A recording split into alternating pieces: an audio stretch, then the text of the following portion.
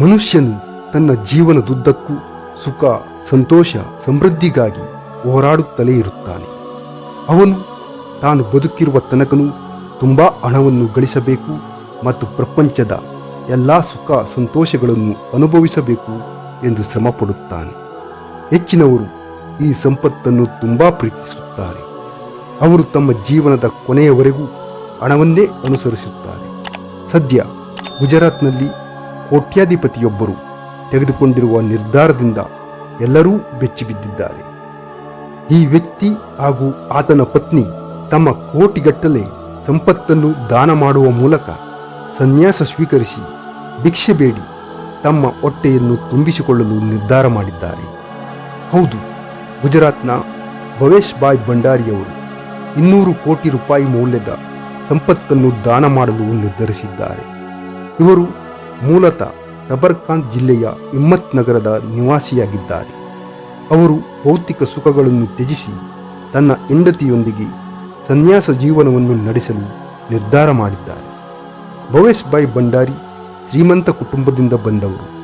ಇಹಲೋಕದ ಸಕಲ ಸೌಕರ್ಯಗಳು ಅವರ ಕಾಲಿನ ಬಳಿ ಬರುತ್ತಿದ್ದವು.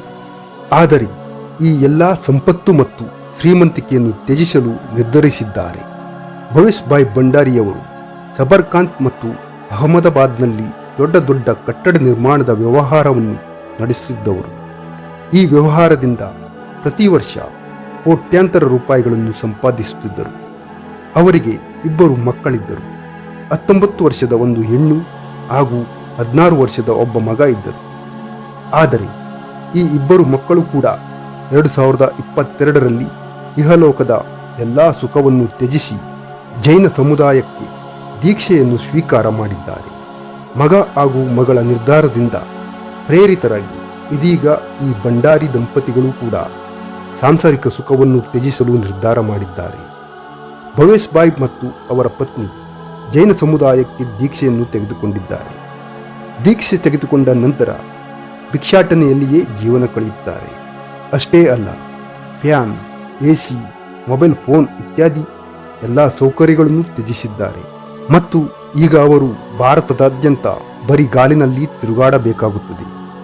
ಸಬರ್ಕಾಂತ್ ಜಿಲ್ಲೆಯ ಹಿಮ್ಮತ್ ನಗರದಲ್ಲಿ ಸನ್ಯಾಸಿಯಾಗಲು ಹೊರಟಿದ್ದ ಭವೇಶ್ ಭಾಯ್ ಭಂಡಾರಿ ಮತ್ತು ಅವರ ಪತ್ನಿಯ ಮೆರವಣಿಗೆಯನ್ನು ಸಂಭ್ರಮದಿಂದ ಹೊರತರಲಾಯಿತು.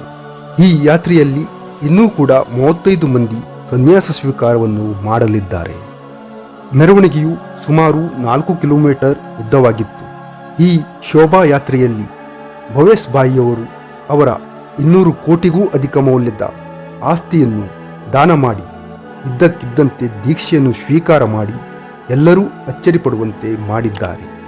ಏಪ್ರಿಲ್ 22ರಂದು ಇವರ ಸನ್ಯಾಸ ಜೀವನವು ಆರಂಭವಾಗಲಿದೆ.